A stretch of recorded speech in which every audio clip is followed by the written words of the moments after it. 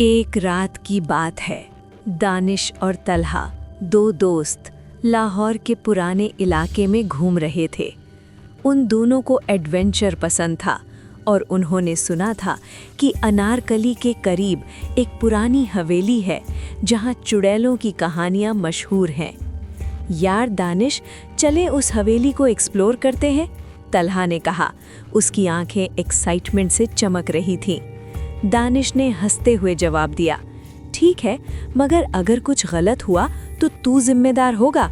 वो दोनों रात के अंधेरे में उस हवेली की तरफ चल पड़े। हवेली पहुंचकर दरवाज़ा खोलने की कोशिश की, जो आवाज़ करके खुला। अंदर का मंजर बहुत पुराना और वीरान था। दीवारों पर मकड़ी के जाले, टूटी हुई खिड़कियां और ज़मीन पर धूल की तह। ये जगह तो बिल्कुल हॉरर मूवी जैसी है, दानिश ने मजाक में कहा। तलहा ने टॉर्च ऑन की और आगे बढ़ा।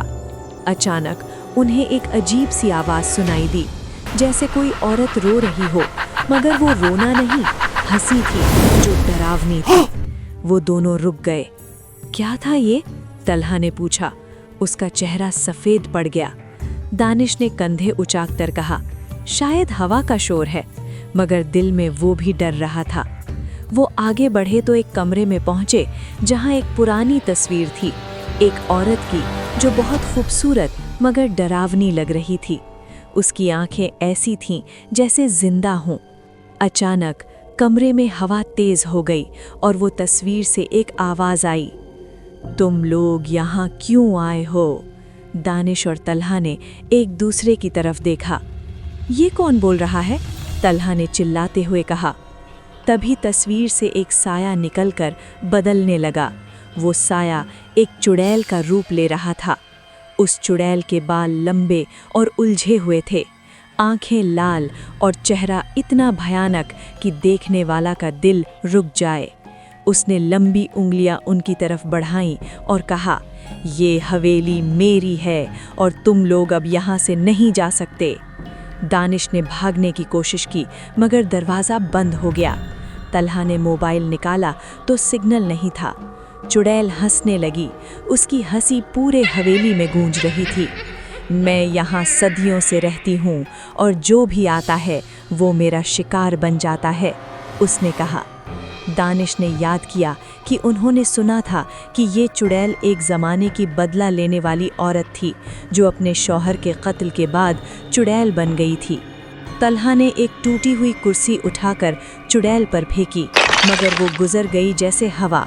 चुड़ैल आगे बढ़ी और तलहा को पकड़ लिया। तलहा! दानिश ने चीखा। तलहा का चेहरा पीला पड़ गया और उसकी आंखें बंद होने लगी। दानिश ने अपने बैग से पानी की बोतल निकाली। उन्होंने सुना था कि चुड़ैलों को पानी से डर लगता है, और उस पर फेंका। चुड़ैल चीखी और पीछे हटी। ये मौका देखकर दानिश ने तलहा का हाथ पकड़ा और भागने लगे, मगर चुड़ैल उनके पीछे थी। उसकी आवाज़ हर तरफ से आ रही थी, तुम नहीं भाग सकते। हवेली के कॉरिडोर्स में वो भागते रहे, दरवाजे खोलते और बंद करते। एक कमरे में उन्होंने एक पुराना कुरान देखा जो टेबल पर पड़ा था। दानिश ने उसे उठाया और आयतें पढ़ने लगा। चुड़ैल रुक गई, उसका चेहरा दर्द से भर गया। तलहा ने भी साथ दिया और दोनों ने मिलकर बिस्मिल्लाहिर्रहमानिर्रहीम, अल्हम्दुलिल्लाहि रब्बिल आलमीन, उसका जिस्म धुआं बनकर गायब होने लगा। मैं वापस आऊंगी, उसने आखिरी आवाज़ दी और फिर सब शांत हो गया। दरवाज़ा खुल गया और वो दोनों बाहर निकल आए। सुबह होने वाली थी और उन्होंने पीछे मुड़कर नहीं देखा, लेकिन रात भर उन्हों को लगता रहा कि चुड़ैल अभी भी उनके पीछे है।